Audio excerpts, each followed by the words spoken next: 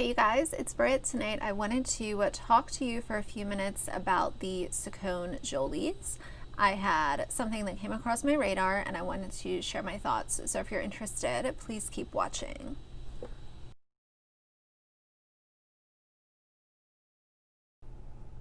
Alright you guys, so today's video is a little different.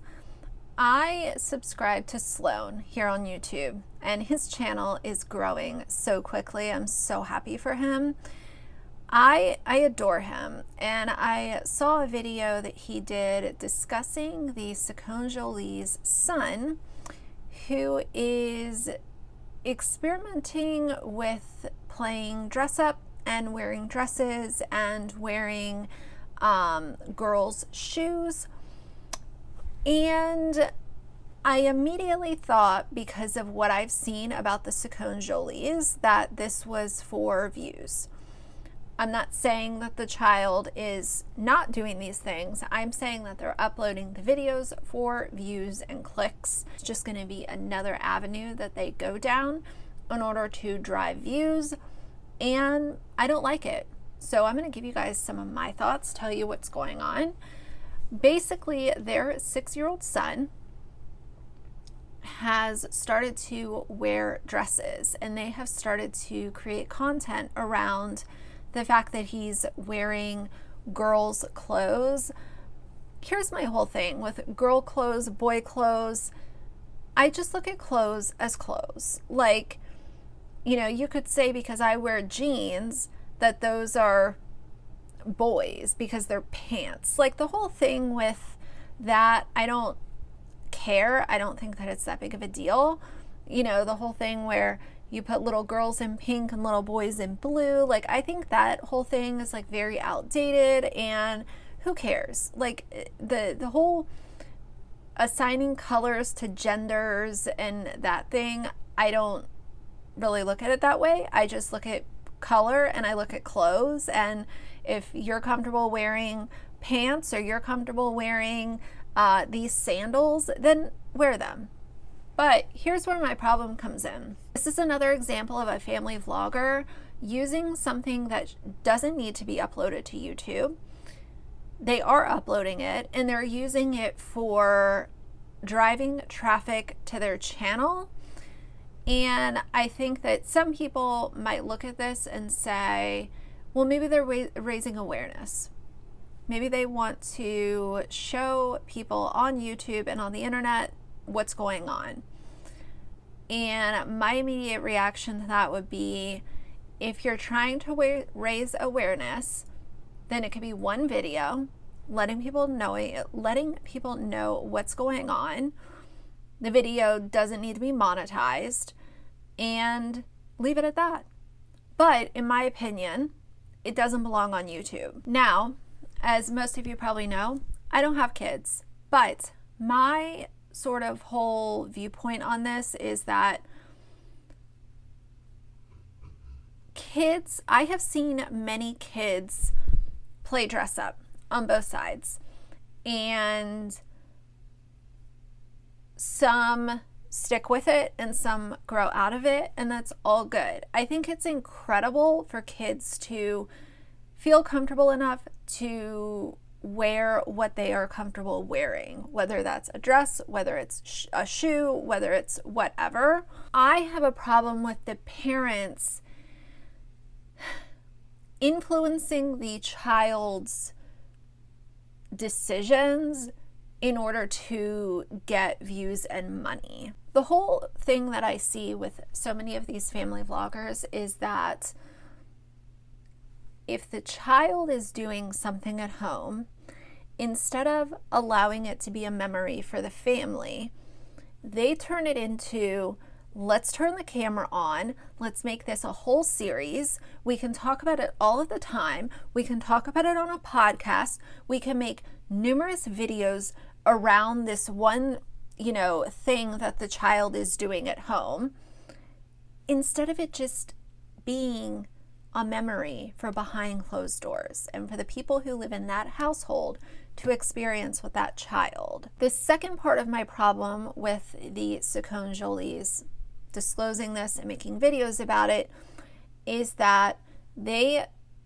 evidently have a podcast. You guys have to remember, I don't subscribe to family vloggers, so I don't know all of the ins and outs of what kind of business ventures they go on or all of their content. I'm looking at it from someone on the sidelines who makes commentary.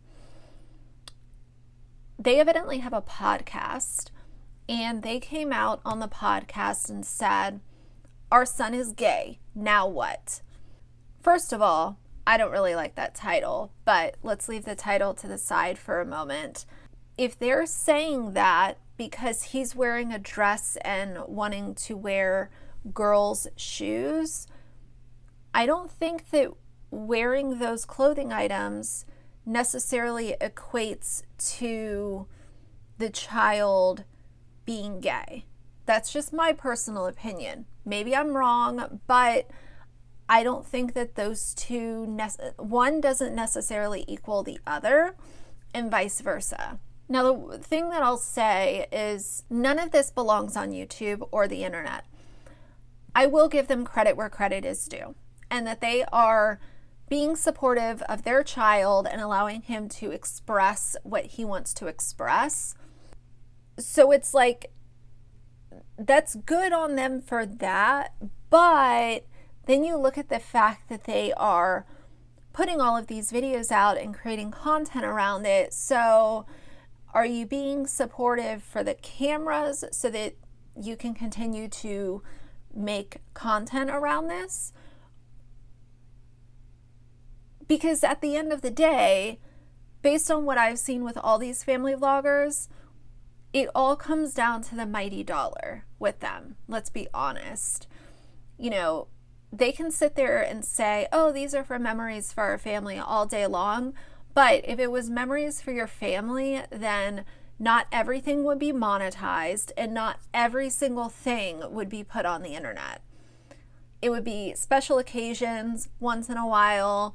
It wouldn't be bra shopping, you know, the kids in the swimsuits all the time, this kind of stuff. This is not making memories and putting them onto a video hosting website.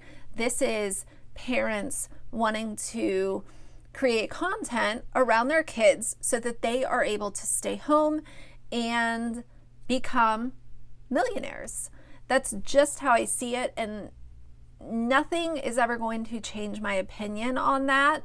And I think that it is grossly irresponsible for the parents to put this out there onto the internet for this child when it's not their journey to tell everyone what's going on with him. Now, if he gets to an age where he is ready to tell the world about this, then that should be on his time, not theirs. You don't just take a little child's, you know, life detail like that and just put it out there and then make videos and a bunch of content around it when he's only 6, A, and B, if this is something that, you know, is going to be a long journey for him, then it should be on his watch when he wants to tell the world about it, and it should be on his watch to say, "I want to make videos around this part of my life." Because there are many people who they don't want all the details of their life put onto the internet. And that's okay, that's normal. These family vloggers, it's abnormal that they do the things that they do. But again, money rules all in the world of family vlogging. It does not matter who they are exposing their children to. It does not matter what the topic of the video is. It all comes down to, how is this going to drive more people to our channel? How are we going to be able to increase the video views? And I want to show you guys that. So their video views they're not bad, but the ones with the attention seeking, attention grabbing titles are obviously the ones that get more views. So the first video that I see here is he got his dream shoe collection, and they are showing little girls' shoes that has 68,000 views. Now, if you compare that to their other videos, like let's just see Late for School, that has 60,000 views. Then they uploaded his first pair of high heels that has 163,000 views. Then someone sent him his own dress, 157,000 views. Why we let our son wear a dress, 191,000 views. So they obviously see the views, and this is going to continue because they are getting what they want, which are the views.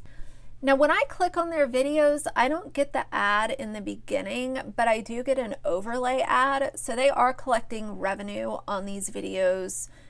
I don't know why the ad didn't come up initially, but I do see an overlay ad, which tells me that there is revenue being generated from this video.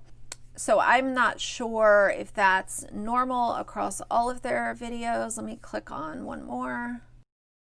Yeah, I don't see the ad in the beginning of a lot of their videos, but I do get the overlay ad at one time a few seconds into the video. It's not like they made one video and it wasn't monetized and they are actually just trying to share their story, but it's still not their story to share, and that's just the way that I see it.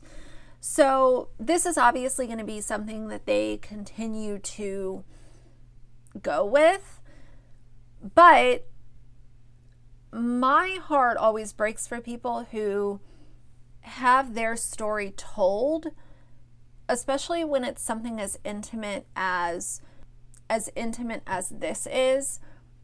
I don't think that it should be anyone's story to tell but that person.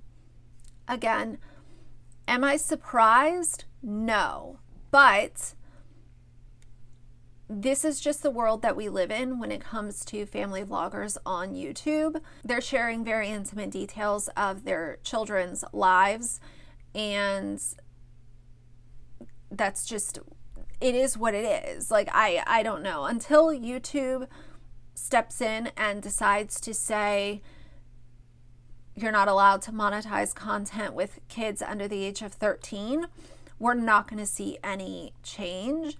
And the more and more people that speak up against family vloggers, the more and more we're going to see these really attention-grabbing titles, clickbait videos increase, because they realize that they're going to have to do things a little differently in order to continue to drive those high views.